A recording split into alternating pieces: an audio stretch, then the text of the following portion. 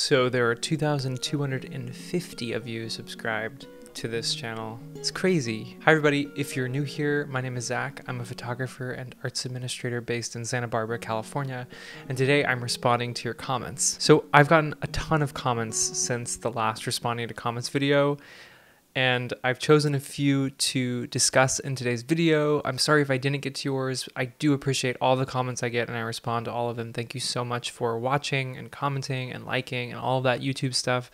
I really, really appreciate it. So let's look at some of your comments. I try to focus on mainly subscriber comments because I do appreciate those of you who subscribe to the channel. So let's dive in and see what you guys have been asking or commenting or thinking on the channel. Imran Hussein says, great real-life comparison, both lovely lenses, but I think in terms of image quality, the RF is in a league of its own, but then there's a significant cost jump. I was intrigued to see the white bag over the camera and slightly in front of the lens. What was that for? Thank you so much for watching and for the comment. I really appreciate it. I totally agree with you. The RF lenses, I've been trying them out. This is in response to the Canon EF versus RF, my 50mm comparison.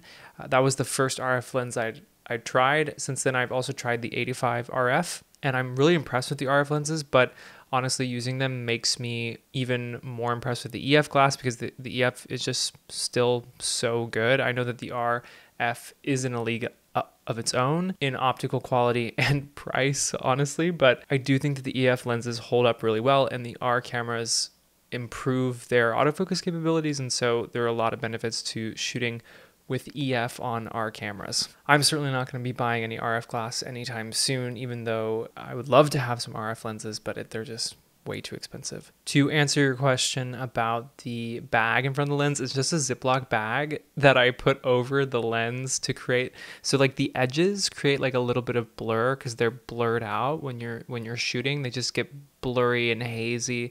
It's an effect I learned from Ben Sasso. So if you have a Ziploc bag, put it over your lens, tear a hole in it, and just let the little edges creep out over the lens, and it'll blow out those little edges of the Ziploc bag and create a really nice dreamy kind of effect. WTR says, bravo, Zach.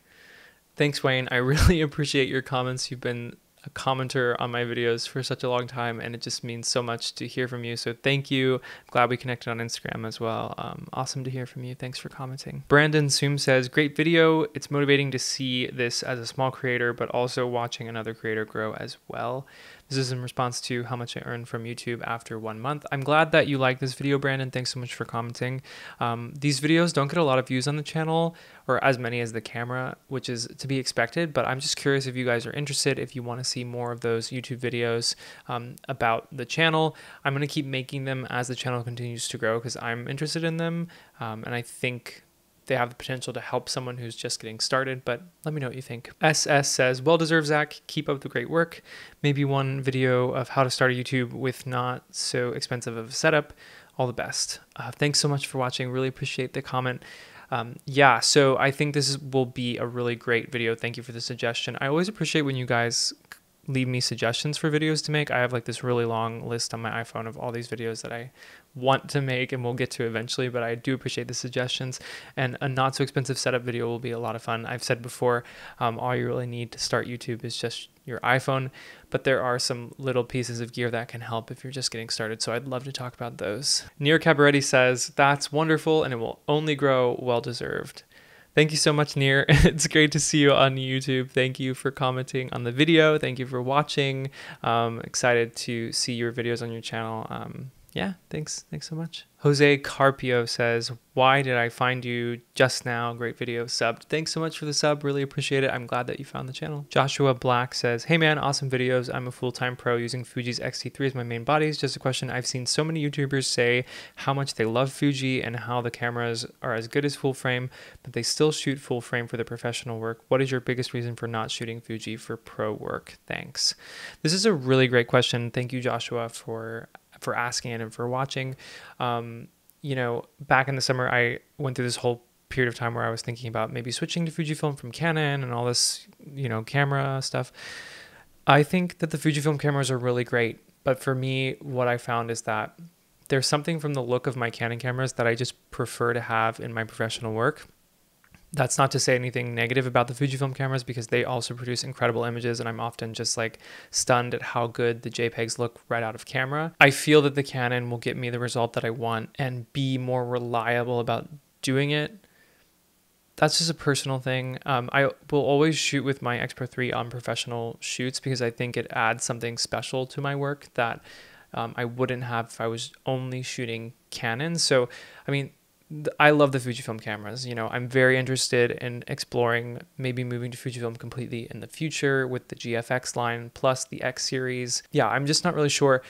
Right now, I have fast aperture lenses in my Canon system, so that is what I use for my professional work where I need those dreamy fast aperture lenses. For Fujifilm, my X-Pro3 sort of is a departure from my work cameras. It makes me slow down, enjoy photography more. It's smaller and lighter, so I've opted to go with the f2 primes for that system. And so, you know, I have these two camera systems that are different and accomplish different things, and I use them for different things. And that's sort of how I look at it. And that's a completely personal preference. It's not really to say that it's right or wrong. It's just the way that I work. So yeah, I hope that answers the question. Thanks so much. It's a really good one. Vaho Matte Photography LLC says, I really want to get the R6, but I'm waiting to see if anything new pops up from Canon. Yeah, this is always like such a thing where it's like, oh, I want to get that new piece of tech, but I know that in a year they're going to release the next one. And so do I wait? It's like a universal problem with like with us tech people, I guess. Yeah, I don't know what Canon's going to do after the R5 and the R6, but I'm excited to find out. Enrique says, very good, very useful and honest tips for people wanting to start YouTube channel. Stay safe, Zach. Thank you so much, Enrique, for commenting on my videos. I really, really appreciate all the support that you give me here on the channel. And I'm glad that you enjoyed this video about my YouTube setup. Thank you for watching.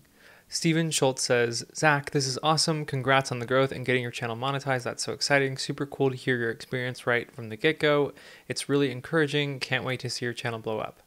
Thank you so much, Steven, for watching and for the comment.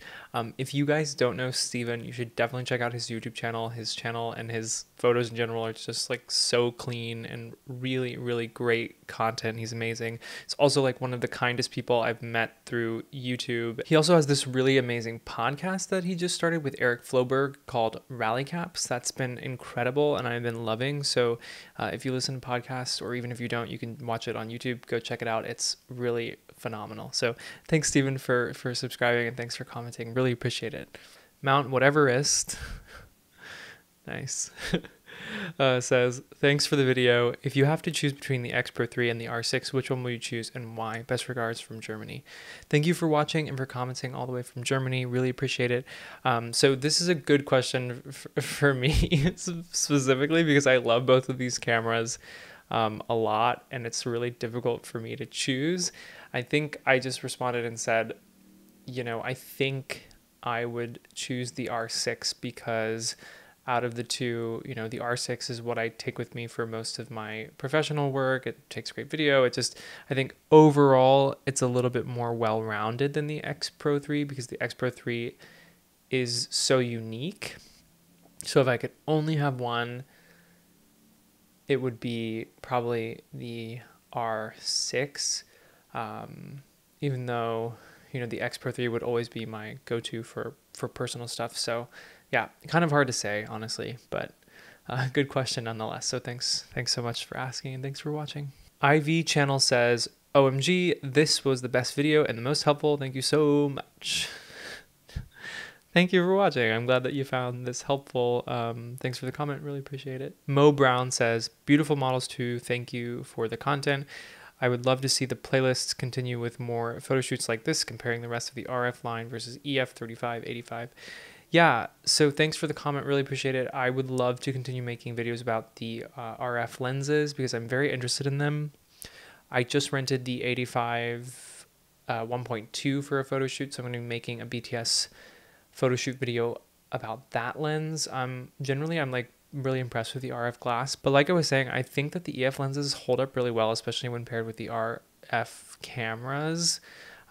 So yeah, I'm not really sure where I stand on the really high-end R glass at the moment in terms of, is it worth it for me? I don't know. I'm not fully convinced yet. I do think that they're incredible and they're in their own league, but do I need that? I don't know. That's always the question. Charles P says, thank you for this. Never wanted to click play so fast in my life. Your 50mm EF 1.2 video made me buy it.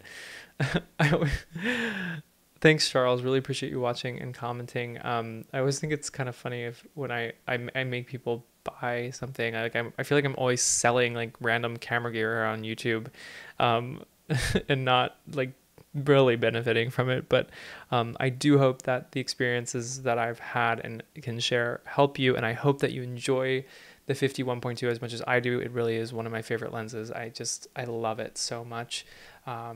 So yeah, but thank you for watching this video. I hope you found it useful. Really appreciate the comment. Fernando Zequinayo, sorry if I mispronounced your name, says, amazing video. Love the pictures. I like when the review comparisons are made by really good photographers. Thanks so much. This really made my day. I had just gotten like a really negative, kind of hateful comment, and then I saw your comment and it just made it better. So thank you. Really appreciate this. I'm glad that you enjoyed the video, and I'm glad that you enjoyed the photos. Thank you. Patrick Resendit says, thanks for doing a simulation review. Video looks awesome. Was this with the simulation too, or totally different camera? I got a couple comments on the video. This is the Kodachrome video that I made recently, saying that the video looked more like Kodachrome than the actual film simulations. This was just shot in C-Log on my C70. So the picture looks really beautiful. It was a gorgeous day and got some really nice shots of the bluffs here in Santa Barbara. So I hope you guys like that video. I'm working on making more from the Fujifilm film simulations series in the future. So yeah, thanks Patrick. Really appreciate the comment. Shurakz says, awesome review and pictures. Thank you, subbed. Thank you for the sub. Really appreciate it. And thanks for the comment. Thanks for watching, for all the things, all the YouTube things. Ian Alardise, sorry if I mispronounced your name, says, this is the video I've been looking for, trying to decide between the R5 and R6, and I'm stunned by the image quality out of the R6 with the EF. Currently on a 5D Mark III, excited either way I go. Would you say that you at all miss or want the additional resolution? I know it depends on your crop style, etc. Yeah, so this is a really good question, because I've said all the time, like, the R6 produces a really beautiful image even with 20 megapixels. And I stand by that. If you're someone who needs to crop in, like, you know who you are, and the 20 megapixels isn't really going to be enough resolution to do like a lot of heavy cropping, but it's fine for printing most things, I think. Just the 20 megapixels, like, the sensor looks really beautiful. It's modern. It's going to get you a really crisp, beautiful image. 20 megapixels is still a lot of megapixels. If you need that extra resolution for cropping or for whatever, you're probably looking at a higher megapixel camera like the R5, or, you know, maybe something from the GFX line from Fujifilm, medium format or something like that. Do I miss that resolution? Sometimes, honestly, yeah. Sometimes, you know, in certain photos or whatnot, I could say maybe a little bit more resolution would be good here, but overall it doesn't really bother me at all. I really think that the pictures look beautiful coming out of the R6. Also, compared to the R with the 30 megapixels, I know people make quite a fuss about the 20 versus 30, but in my experience, there's no like practical difference in terms of like, oh, I could crop so much more on the R with its 30 megapixels than I could on the R6 with its 20. I haven't really found that to be true. I think you'd probably see a bigger change between the 20 and the 45 of the R5 or something like that. So yeah, if you want the extra resolution, definitely go with a camera that has that. Thanks, it's a great question. Thanks for watching. Szymon Derda says, great video, even though I'm a person who is not familiar with Canon gear, Fuji love. I enjoyed it very much. Very professional and informative. Thanks for your videos. Looking forward to the content to come and rooting for your channel. Cheers. This is such a kind comment. You guys are so like nice. I just really appreciate it. Thank you. Thanks for watching. I appreciate this comment because I know like a lot of my videos are about Fuji gear, and then I've made some about Canon. So I'm glad that you Fuji fans can still appreciate the Canon videos, and hopefully vice versa. So anyway, thank you. Thank you for watching, for the comment. I'm so sorry, I don't know how to pronounce your name, but you say, worth it. It's still the best choice for the money and covers 99% of a professional photographer's needs. This is in response to my EOS R in 2021. Is it worth it video? Thank you for watching and for the comment. Yeah, so I totally agree. Like, the EOS R is still a fantastic camera. It captures amazing images, takes really beautiful 4K video. It's an all-around good camera. I mean, it has its quirks and its little bits and bobs that are kind of wacky, but I think all in all, it's a really, really great camera, and I still really love it even now in 2021. So yeah, totally agree. Okay, so that is going to sum it up for this episode of responding to your comments.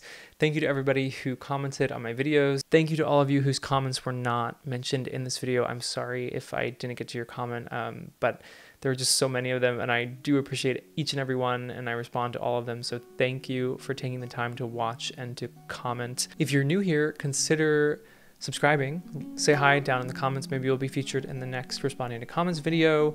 If you enjoyed this video, please give it a like. Thank you as always for watching, and I'll see you soon. Bye. Love is